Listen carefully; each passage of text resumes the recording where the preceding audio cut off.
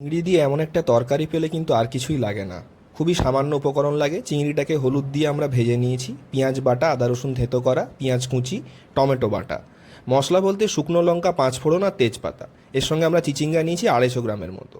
একটা কড়াইতে প্রথমে সর্ষের তেল দিন, তারপরে গোটা মশলাগুলো এর মধ্যে দিয়ে দিন।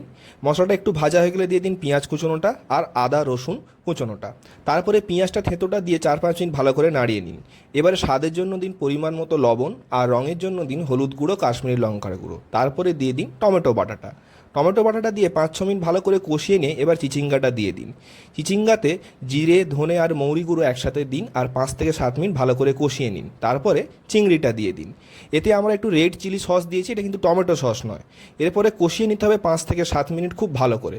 তারপরে জল দিয়ে চাপা লাগিয়ে এটা ফোটাতে হবে আরও 5 থেকে 6 মিনিট। জলটা পুরোপুরি মরে গেলে নামিয়ে নিন। গরম ভাতে খান, দারুণ লাগবে। ভিডিওটা ভালো লাগলে অবশ্যই লাইক দেবেন।